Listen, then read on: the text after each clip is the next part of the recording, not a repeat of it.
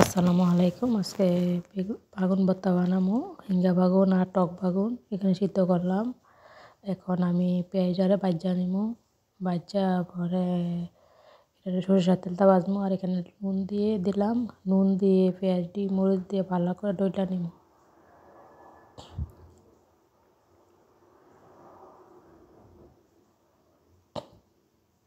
পেঁয়াজের সাথে ভালো করে ডইলা পরে বাগুনটারে ডইল মনে বাগুনের লগে ডইলে এবার টক বাগুনটাও একলগে মিলাইলাম মনে এই যে মিলাই লাইছি। এখন হইয়া গেছে আমাকে ভর্তা, টক বাগুন আর হিঙ্গা বাগুন ভর্তা।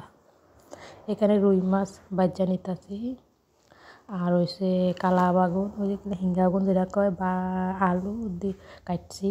এখন ওই যে পেঁয়াজ দিয়া আর কাঁচামরিচ ফাইরা তেলের ভিতর দিয়া কিছুক্ষণ নাড়াচাড়া করে নিলাম আর নুনও দিয়ে দিলাম। এখন এখানে আদা বাটা রসুন বাটা দিয়ে দিলাম, দিয়ে কিছুক্ষণ নাড়া নিব। এখন একটা পানিও দিয়ে দিলাম। আর এখানে হলদের গুঁড়া মরিচের গুঁড়া, তারপর দিয়ে দিলাম জিরার গুঁড়া ধনিয়ার গুঁড়া দিয়ে এটারে ভালো করে লাইটা ছাইরা কষাই নিব আর কি। আর এখানে আবার হিঙ্গা বাগুন আর আলু দিয়ে দিলাম, দিয়ে লাইরা ছাইরা লবো না লইয়া এটারে আবার কষাই নেবো আর কি। কষাই লইয়া পরে পানি ঢেলে দিলাম আর কি। পানি ঢেলে দিয়ে লগে মাছটা দিয়া বেশি করে পানি দিয়া পরে সিদ্ধ হইলে উঠাইলাম আর কি। এই যে আমাদের রান্না শেষ। এখন এখানে আবার পাটি আপটা আছে না, ওই পিঠা বানাবো।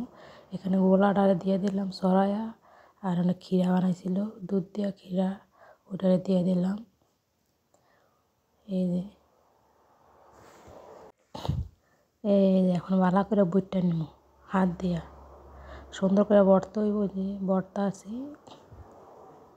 এই তো হয়ে গেল গা আমাকে পাটি সাপটা এইটা। এখন খাইয়া দিই কেমন লাগতেছে।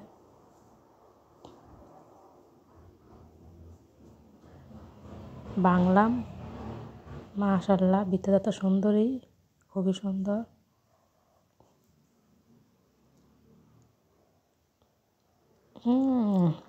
যেই টেস্ট হয়েছে, খুব মজা হয়েছে। ভালো থাকবেন সবাই।